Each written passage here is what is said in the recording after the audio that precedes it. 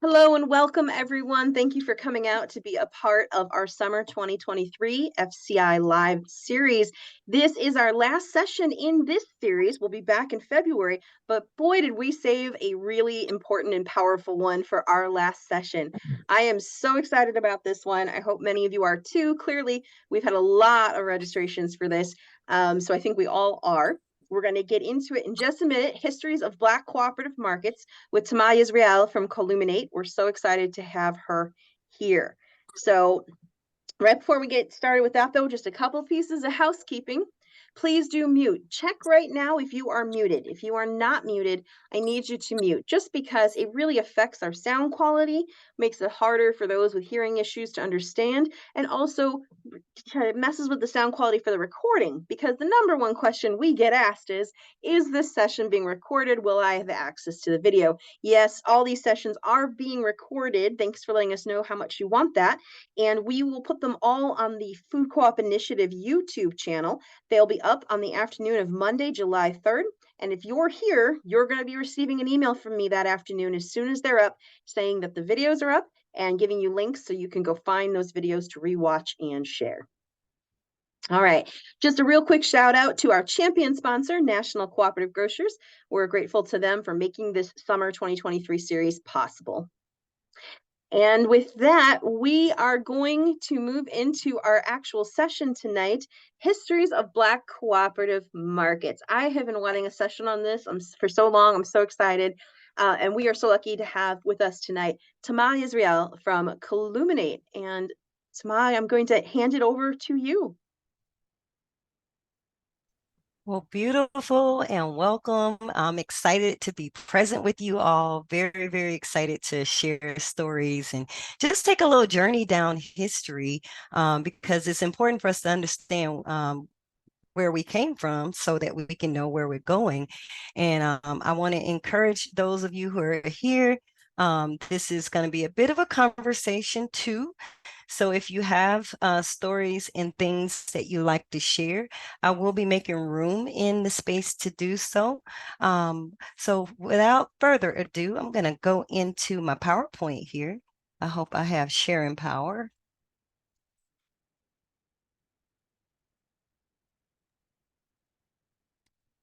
All right, so just a little bit about me before we get into this.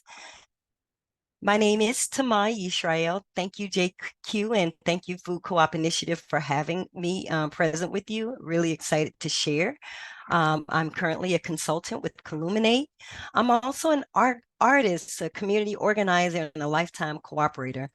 I also like to tell people I'm a truth teller, storyteller, and just flat out community person. So I love lifting out the excitement of the stories of people, blue collar people from my neighborhood. So that said, this is part of me doing that work.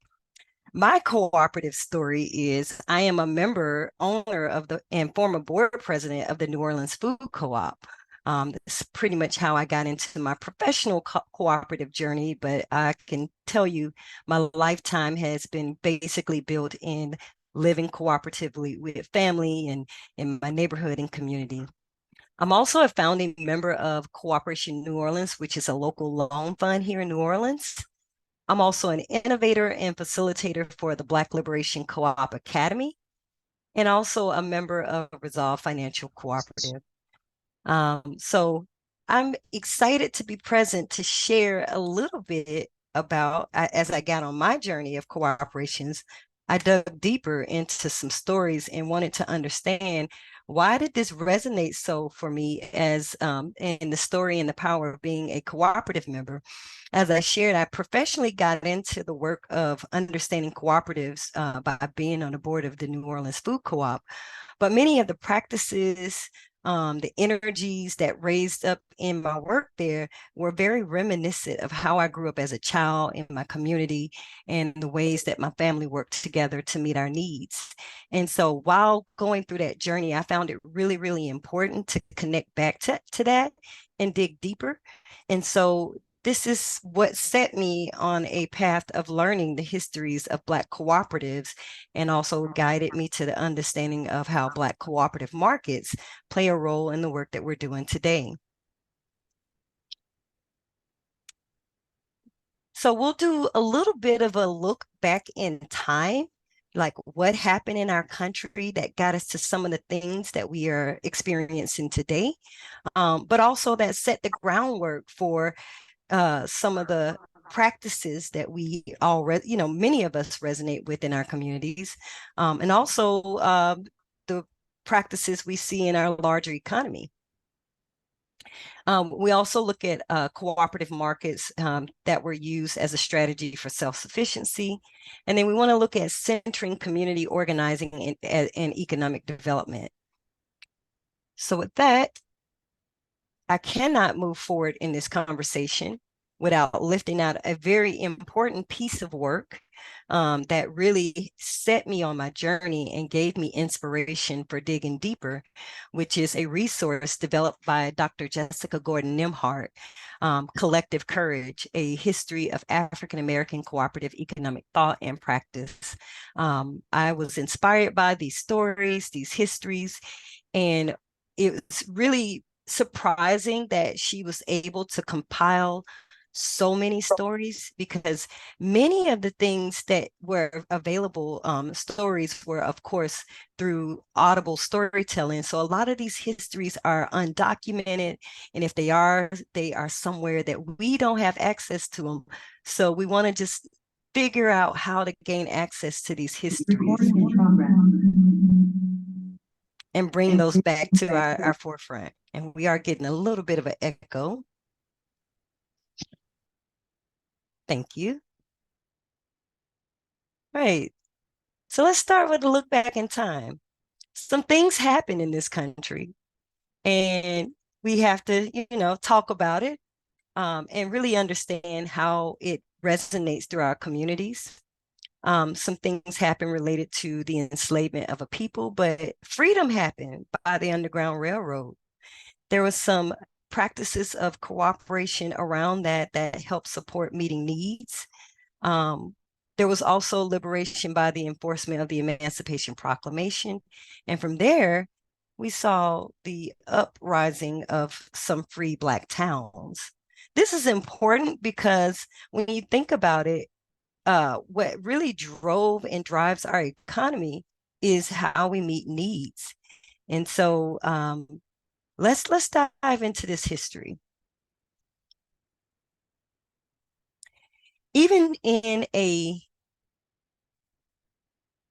slavery era of the United States, if we look back at the mid 1700s, when Black people were considered slave chattel in this land that we now call the United States, during that time, the main markets and the commodities included cotton, tobacco, sugar, and of course, enslaved African people. This photo rendition here is a representation of a very historic place here where I currently live. I'm joining you all by way of New Orleans, Louisiana.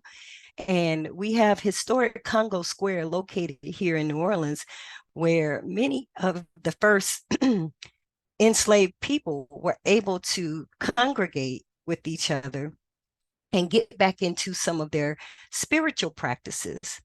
What this space also led way for was a practice of creating a shared marketplace where they were able to exchange certain resources that they had available for themselves, and also create some kind of way of meeting their collective needs. So the spiritual, but also commercial practices were bubbling up even during that era when we didn't have access to many resources. Also notable about being able to congregate, and many of these practices begin to resonate throughout the country, where enslaved people would meet together and start talking to each other, were energies around being free. And what led way to that was a very collaborative strategy. Many people would try to travail and take a very strenuous journey to free themselves. But there was some that actually made and paved way for that. And that happened through way of the Underground Railroad. It's all important because it leads to something. And so the Underground Railroad was a system of Black cooperation. And I say that because it was mainly a network of people, African American as well as white people, offering shelter, aid, food, many, many resources so that people can meet their needs. Now, while they sought out freedom. And I want to just highlight a few important facts here. People known as conductors guided the fugitive enslaved people. There were hiding places, homes, churches, schoolhouses. Even back then, there were commissaries and general stores. So in these spaces, people would allow for their resources to be utilized for people seeking freedom. These places were called stations, safe houses, and depots. The people operating them were called station masters. So these were people who were willing to risk their lives to support someone, help them meet their needs, eat, sleep, be safe while on their journey to freedom. What came from that was the creation of what we call vigilance communities. Vigilance communities were created to protect escaped enslaved people from bounty hunters. And many of these communities were established in upstate New York, Philadelphia, and by 1838, they expanded these activities to guide enslaved people on the run. But by the 1840s, the term the Underground Railroad was a part of the American vernacular.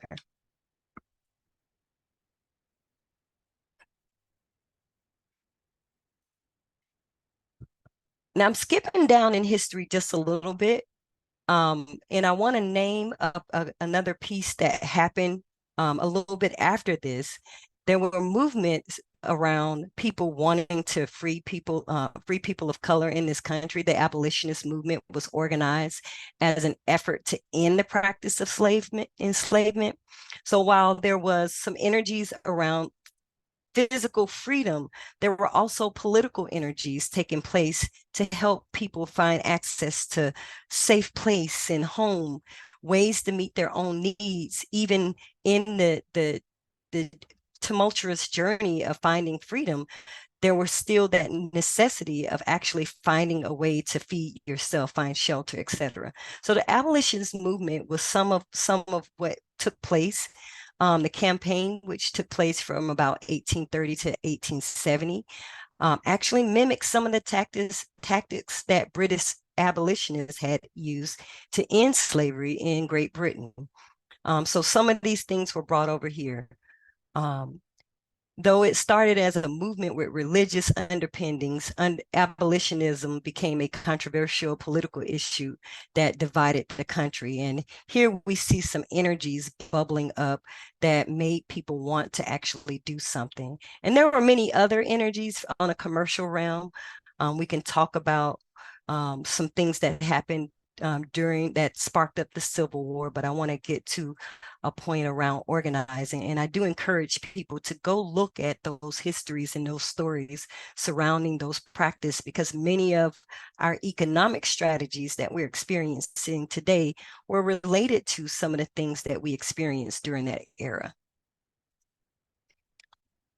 A really critical piece of policy that surfaced and very important that led way was the enforcement or the Emancipation Proclamation.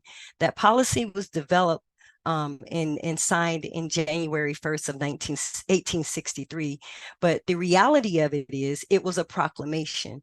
So because slave owners that held slave chattel in the South felt as if they had rights to their property, they didn't necessarily want it to give up this their access to their free labor.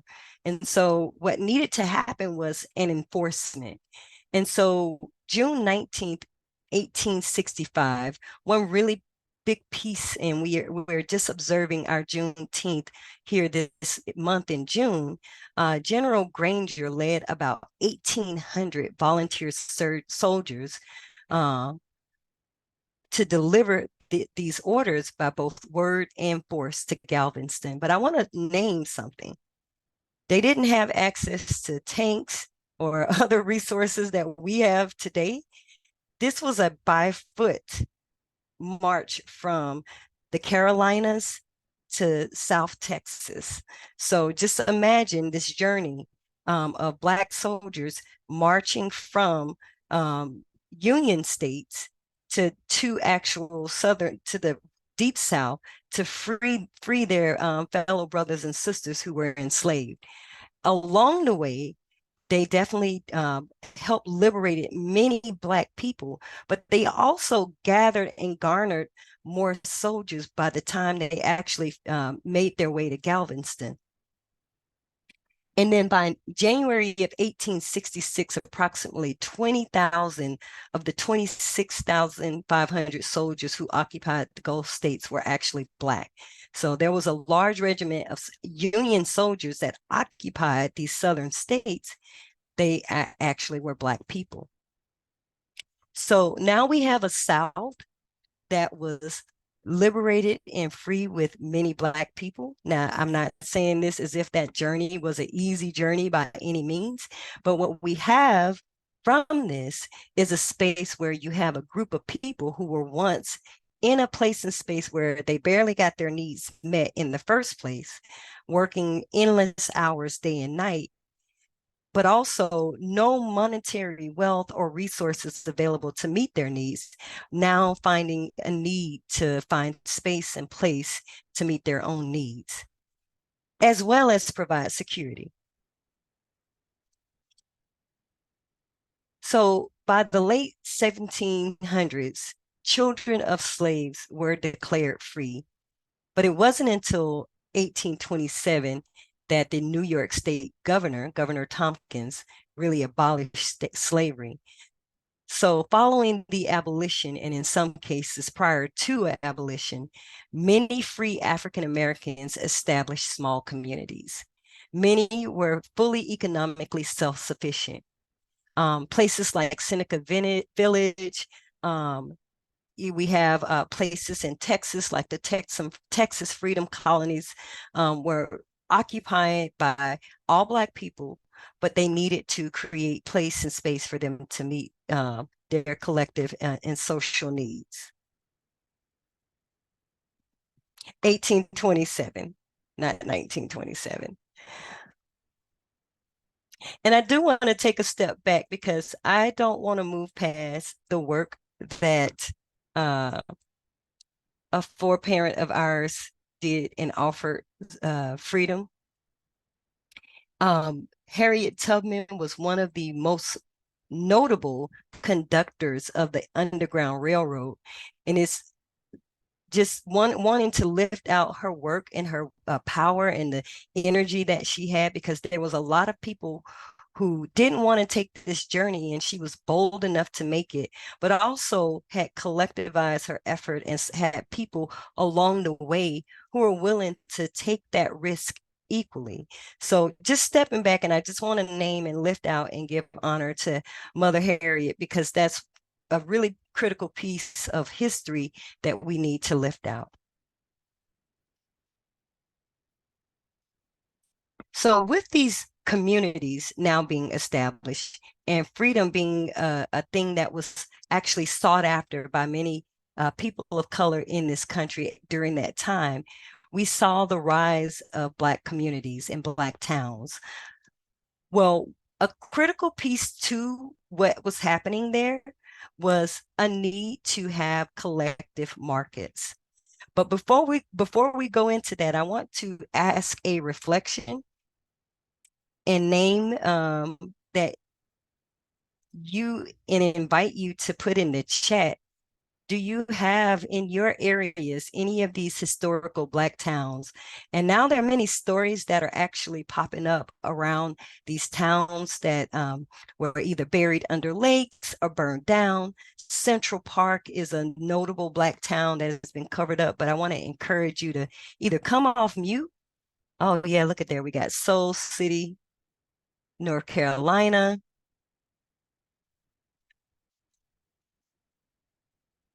If any others are available and want to share, please come off mute. You can share. We have Lakeview, Illinois, Brownsville, Maryland, Princeville, and it's so many more. I mean, if we keep talking, we're going to unfold and reveal so many more truths about this. And the reason why I'm bringing this history to light, because we're talking about a people who, out of pure resilience and energy that needed to meet their needs, actually created something and put together systems, organized systems that supported them in purchasing and buying. And this takes us into the era of when they created what we call, of course, general stores. We saw a lot of these happen in, we see a lot of this taking place in the Old West and in our cowboy movies and things like that. But really, the truth is a lot of these took place in these Black communities. And because there weren't a collection of these stories of photographers and things to that effect, these histories were lost. And to be quite honest, these histories were actually intentionally hidden from you, intentionally. And when we say they were actually buried under lakes, we have places in Alabama, Lake Martin, Alabama, actually buried a town. And the reason why, some of the reasons why, is that the economic practices in these towns were actually very, very strong. And many of their white counterparts were jealous of the financial commerce that were moving through those communities. And I just want to lift out a couple of more names that are coming up in the chat. We have New York City, the South Side of Ithaca, New York. And then we have a dozen of unnamed Black communities, graveyards, work sites, and social spaces in our majority white northern county, Bedford County, Pennsylvania. And then we have Princeville, North Carolina, that was shared by Fertile Ground. Thank y'all so much for sharing. And this is important because this is a comparison, right? We understand that this level of energy that was put in that organizing back then is some energies that need to be resurfaced today. And just because they are not a part of the larger cooperative narrative story, they need to be pulled into this story. And so I'm encouraging you to find out about these cities, these towns, and even the Black general stores and commissaries that existed there. Much like the white counterparts, what had to happen was there needed to be a collective buying power that helped folks buy like stuff to till the ground, stuff to actually do their farms. And so general stores were a mechanism that people in these communities and towns were able to pool their resources, and they may have had a steward or a single owner, but it was the collective buying power that actually made these possible. So we can name some general stores that we know of, and people can again share. This is a conversation, so I want to invite you to speak out. We have Rondo Neighborhood in St. Paul, Minnesota. Thank you for that. And we had some unions in the South, as well as Black cooperative organizers. And I encourage you to get Dr. Jessica Gordon's Nimhart's book, because she gives a very detailed history around some of the ways the labor unions and different agricultural cooperative models supported this collective buying power.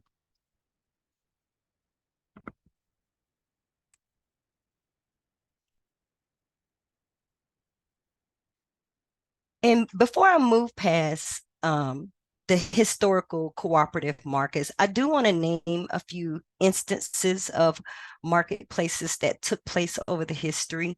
I named historic Congo Square, but there's a lot of open air markets that took place, especially here in New Orleans.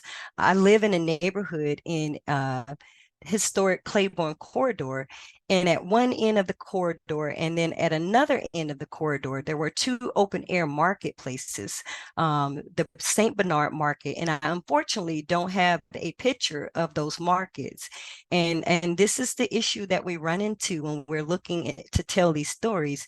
We don't have the photography or pictures or representation. So we have to take the oration of these stories and bring them back to light. And so with that, there was the St. Bernard Open Air Market, and it wasn't owned by the neighborhood, but it was owned by a local merchant. And he allowed many of the Black vendors to bring their goods and wares here and allowed that commerce to resonate. And so by the early 1900s, this commerce led to this neighborhood in New Orleans. And it's not just this marketplace that did that. The marketplace met the needs of the neighborhood.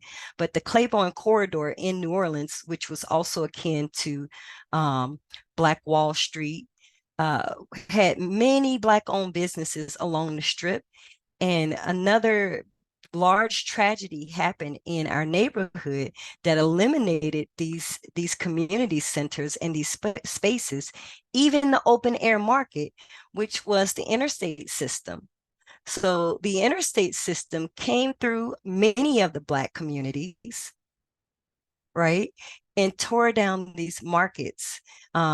So when there were these commerce centers and places where people were working collectively to meet their needs, basically there were laws, there were statutes, there were things that were put in place, ordinances that broke down the viability, and even many were met with violence. There's the story of the Cooperative grocery store that was burned. Their owners were pulled out of their homes and burned. And so again, the story is in Dr. Gordon M. Hart's book. And I'm not just selling her book, but I'm just letting you know it's a very rich context. So I want to invite us to think through, how can markets help us organize today, and what are the economic development opportunities that we can glean when we're looking at how, especially here in New Orleans, we have many open air markets like the French market. Now a lot of Black people have access to it. It is not cooperatively owned. There is a corporation that owns this marketplace. And so what is basically and essentially happening with this marketplace is that the revenue that's generated from it is actually being pulled into someone's singular pot, and it's not benefiting the community or the vendors that they serve. Now imagine if that was collectively owned by its members. And many of you here are participants in food co-ops. So understanding how can you actually pull those resources back into the communities you serve and actually have local products, local vendors that are regenerating the economic viability in the space that you occupy. And really centering these principles as a I'm sorry. Yes. Can you repeat that whole thing? I feel like it was important and I missed it. Indeed. um, so I encourage Of the you, centering part. yes, I'm encouraging you to center what does having economic viability look like. I named the example of the French Market Corporation here in New Orleans, which is a large open air market that allows for Black-owned vendors and people of the community to do their goods and wares and sell their merchandise. But what is happening with that and other open air markets like it is that they are pulling all these revenues into a pot, and they're not benefiting the neighborhood that they occupy. So basically, it's only isolating those revenues to a place. So as you are in your cooperatives, how can you empower the neighborhoods that you occupy by supporting and connecting to local vendors? And many of you I know are in practice of supporting local farmers, et cetera. So I don't have to tell you to do that, but how can you increase that by sourcing more products from the communities that you actually serve? And there By all means, Gail, I see you. Hi, and thank you. I am so pleased to have you presenting to us this evening. It's great to hear all that you've done and centering the work of Ms. Gordon Nimhard, who just kicked butt putting all that information together. I was just wanting to comment on what you were just saying, because in my consulting practice, I say it a lot as well, particularly to Black startup co-ops. African America spends around $300 billion every year. And the trend is that that's going to go up. And yet, very little of that is spent in food co-ops. And I would love for us to start making that connection, because food access, excellent food nutrition is what will take care of a lot of the other issues we have in our community as well, like disease in the African American community, illnesses and diseases. A lot of that can be taken care of through really great nutrition, right? So those food dollars, and not all 300 billion are the food dollars, but there's a hefty portion there, right? And if we came together collectively, so I'm just so pleased to have you. I'm a shut up, but I'm just so pleased to have you presenting here and sharing out this information. I thank you for commenting, because it is meant to be and intended to be us in conversation today. So you don't have to shut up, but I definitely want to encourage these experiences, because, I'm but one person. Dr. Nimhart is but one person, and there are stories like this all across the country. And even as people are developing in their neighborhoods and communities, and just to be honest, as a cooperative, if you're building or renovating a property, you're a developer, and you have to understand what is happening, what perks you may be getting in that community, what access to resources you may have in that community, and then compare that to what people in the community and their livelihoods are. Are you improving and making better the well-being of the community that you serve? And so these are just some questions I encourage you to consider as a cooperative. Have you connected to the local market in a way to figure out what their needs are?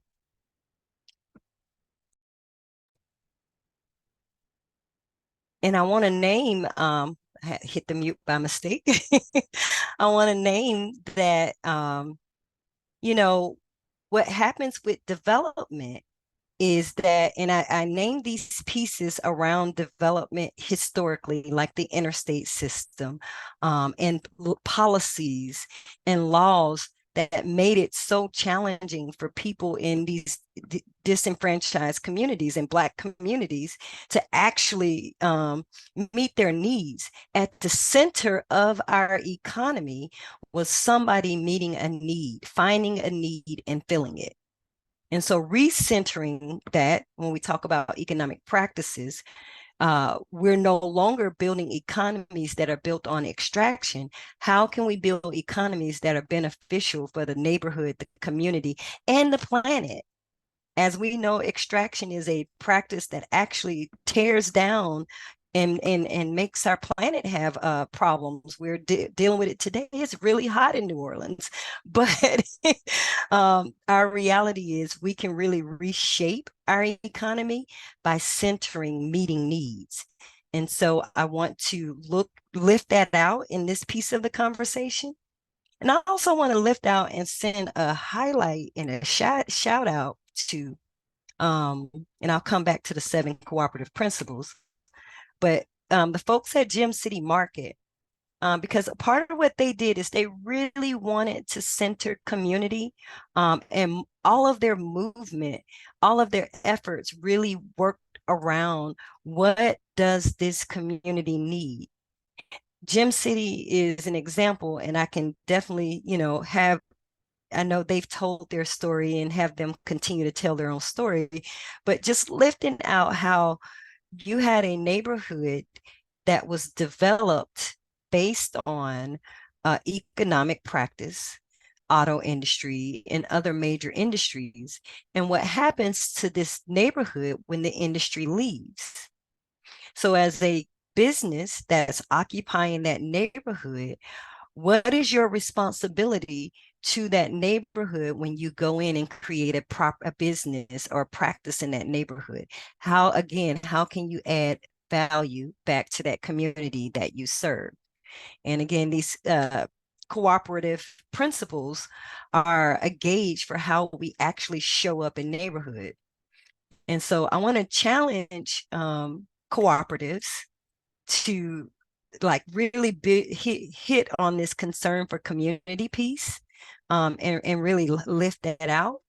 And I want to invite you to share out in the conversation the ways that you're connecting with the communities that you serve, and what are ways that you can add value back to those community.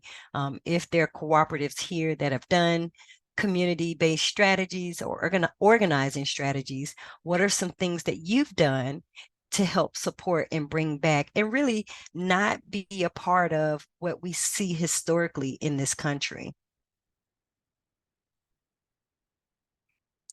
And I see a couple of comments in the chat that I'll read out. From JQ, I love the reminder we are developers when we build food cooperatives, and what an important lens to shift. The other is we've always been developers, producers, and business people throughout our history, from ancient Africa to today in America and around the world. So important to know our history. Yes, thank you so much. I want to lift out a few strategies to connect with community, but I do want to hear from you to see where you are and what you've done. And one of the biggest things is connecting to the movement groups that you are in your local area, or community groups that are in your area, and figuring out from them what their membership base is and how you can support them, and build alliances with community-based groups. That's an example, but I'm hoping to hear from folks on the call if you've made or created a strategy, a community engagement strategy.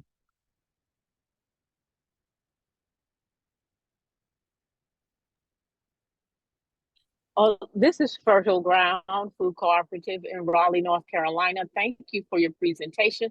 It has brought to our memory some of the kinds of things that we cherish, and also some reminders of things that we need to promote, like the development piece. We are building out a store in our historically segregated quadrant of the capital city of North Carolina. And our idea is not only will we have local regional farmers, Black and brown people, but we are also going to periodically provide space for artisans in our communities, the artists, the other persons who are creative jewelry makers, you name it, to have a space for selling their wares. So thank you for encouraging us along those lines. And that's our hope plan and in our strategy for community. We are also going to engage community gardeners to provide us with what they're growing if they have quantity that we can use in our store. Oh, thank you for that. And I appreciate you sharing that strategy. And I'm hoping that others are inspired by that sharing. And just going back in history a little bit, because the community garden piece is so important. Did you know that along the way of the Underground Railroad, that were many people that had gardens, and as a part of like being able to support folks who were runaway slaves or people who were fugitive, they would allow them to work the garden for food or support doing those garden work so that they can actually get what they needed and take back to other people that they were supporting. So these little pieces, right? We're actually pulling little pieces of a puzzle together to build a bigger picture. And when you look at it all together, it's a small compressed version of the larger thing that has happened to our country. Our country was built off of agricultural and mining resources. And now we look at, there was a labor force that was needed to manage that.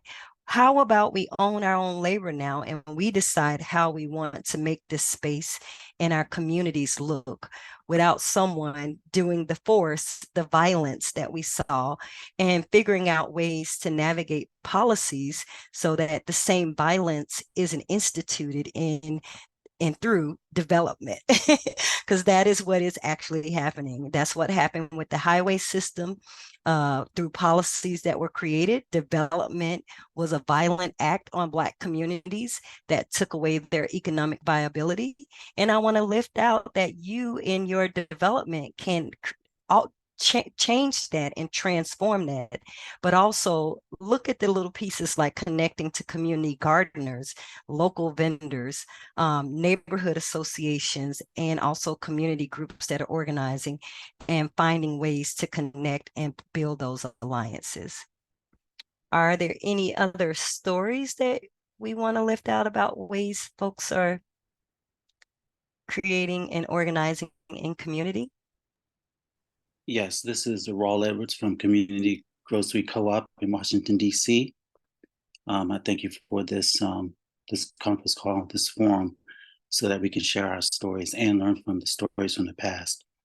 Our co-op has been in existence since 2016, but we have had some challenges over the years. I just rejoined back to the co-op in last year. And so we have a strategy whereby our community, we're finding out they need something tangible in order to be able to join or to stay active with the co-op as we try to grow. So we formed a relationship with a food hub that does a food hub with Black and Brown owned farmers in the Washington, D.C., Maryland, and Virginia area. And so what we do, we collectively purchase produce. We don't have the brick and mortar yet, but we want to form these relationships early enough so that when we do have the brick and mortar, we don't have to search around or try to rediscover who we can have relationships with. So we're purchasing produce from these Black-owned farmers, and we collect that and we distribute it amongst each other for a small fee so that we can raise money towards getting to our brick and mortar and also raise members. Beautiful. Thank you for sharing that. I appreciate you. Great strategy. And yes, sir. Yeah, that's interesting. I wonder what you think about, as Raul was talking about it, the delivering directly to the members of the co-op, the community grocery. Just now, because of your presentation, I'm kind of wondering about how that is a direct solution based on the community's need in the immediate versus what often we do as organizers, try to build a store based on what we imagine a store should be. And how does that compare to this history of the Black co-op, or actually, I should say the history of the co-op, actually Black co-op, because there were Quaker co-ops too, but long before the Black ones. But yeah, what do you think about all that? What I think, and maybe partially what I'm hearing is we are typically wanting to organize a certain way based off of what's available to us. But also there are other ways that organizing has happened. And to that, I want to name, I think that this conversation, and I want to thank the Food Co-op Initiative for having this conversation, also at looking at what does development look like in Black communities and developing cooperatives in Black communities look like, because what that means is we have to share what's working in our communities so that we can help support creating a strategy to guide us into that process of building out a system that works, and also like lifting out where we're under resourced and finding ways to meet those resources. So thank you for asking that question. I'm also encouraged by the moves that I'm seeing traditional co-op developers look at. They're actually taking new looks at how development is happening because there are now many Black cooperatives that are organizing. Thank you for that question. And I do see Gail. If you're available, you can unmute yourself. I was just talking.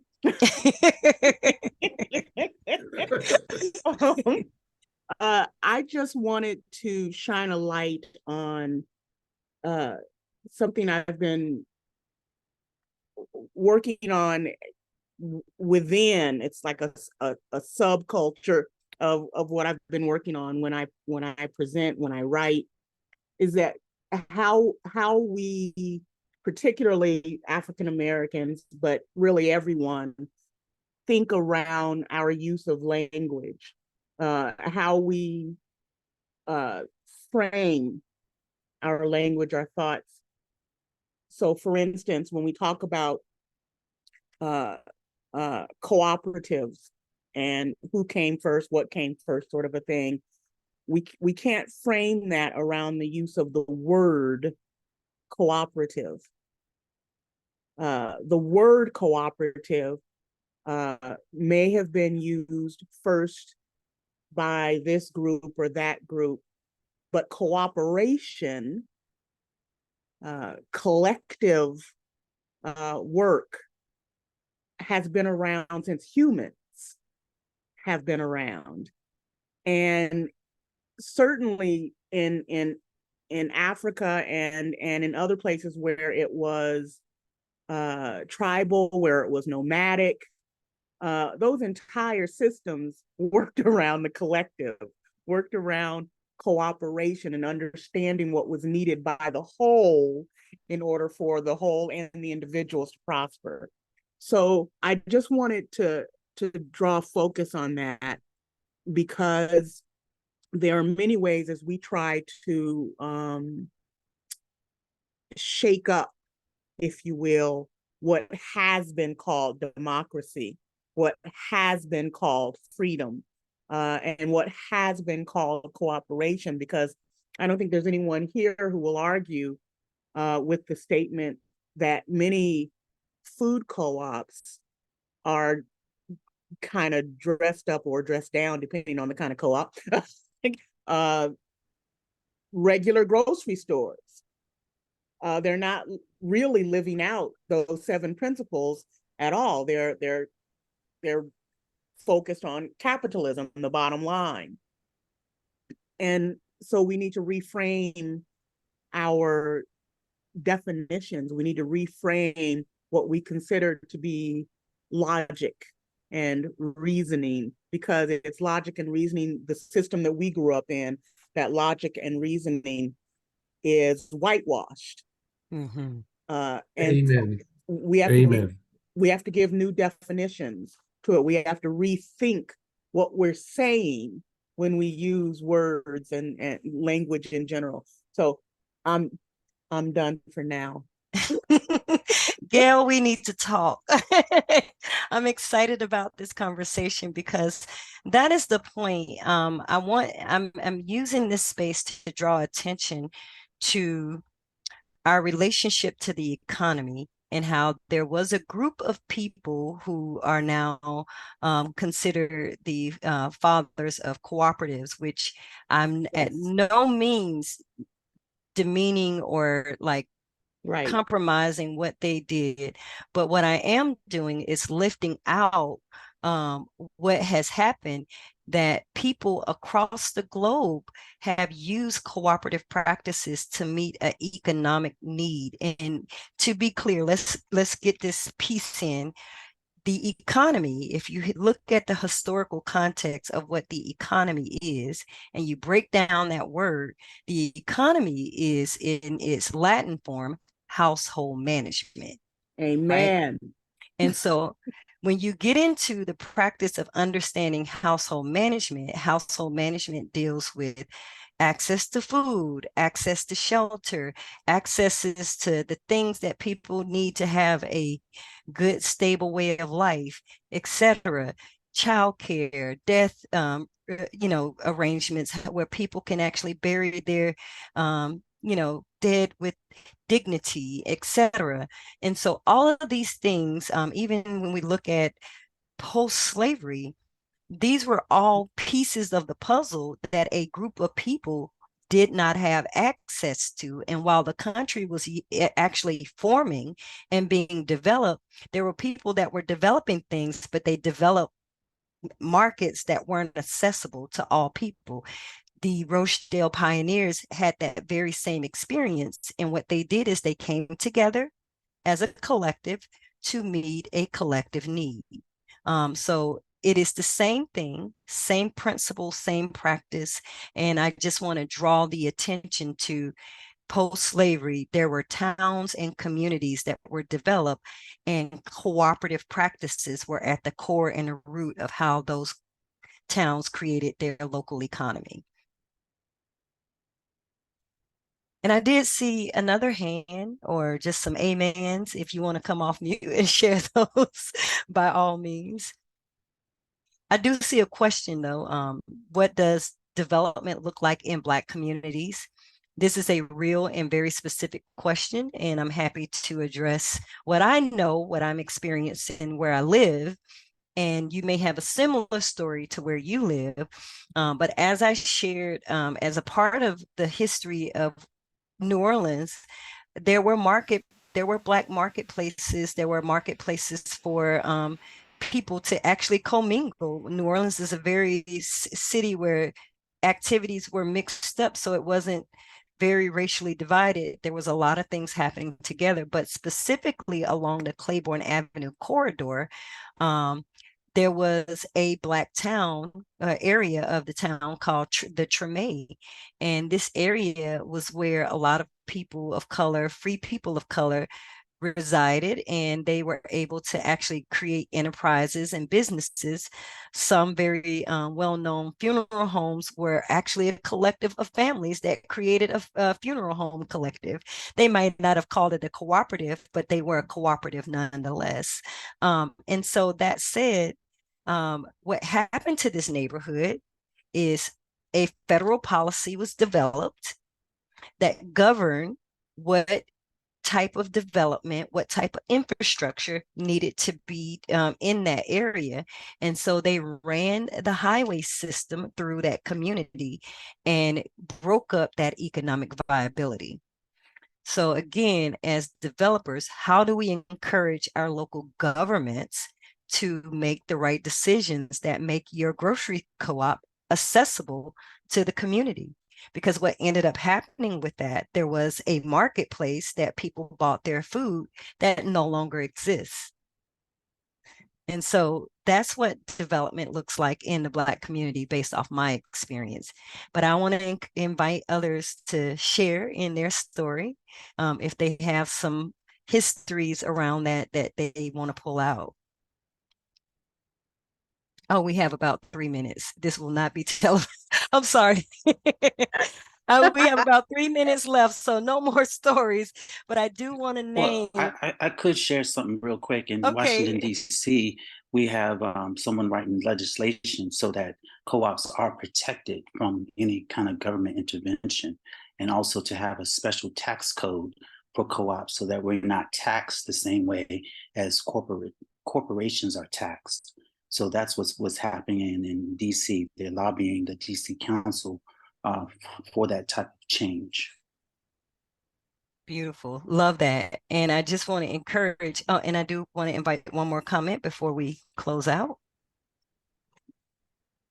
I just want to say that, you know, what he just said, like the segregation, the result of the segregation, of course, it's a sad story, but I guess what you're bringing our attention to is that let's look at what people do because they are a separated community, and how do they form together to get their food. If we were using those spaces to learn from, then that would be a reason to use tax shelters to preserve cooperatives.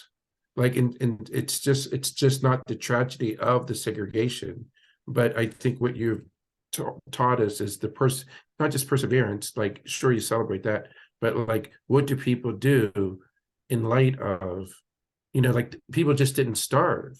No. And then on the other hand, that people don't imagine what people do to eat in that situation. When Native Americans or Jewish communities, what do people do? And if we were learning from that, then we would be motivated to, you know, preserve the community grocery cooperative as a space for more learning. So I just want to say you're bringing our attention to that, and thank you. Beautiful. I'm glad that that is what was pulled out, and I'm excited to stay on a few minutes after, but I do have to pass this back over to JQ. Thank you so much for having me and having this conversation with me. Thank you so much for being here, Tamay. This is Thank absolutely you. wonderful. And I'm hearing pretty quick, I'm hearing from Tamay that she's willing to stay and have some more conversation. So I cannot say, but I will make her the co-host so she can keep the space open. But we're going to do our official wrap up, and then I will hand it back to y'all. So thank you all so much for your patience with me wrapping things up so the video has it nice and concise before we continue the convo. So thank you again to Tamay. We are so excited to have this session. Thank you for bringing your wisdom and your knowledge and sharing it with us. We deeply appreciate it. And this is our last session for our summer FCI Live. So we just want to thank all of our sponsors that made this this whole entire session possible. And we will be back with more of the series in February.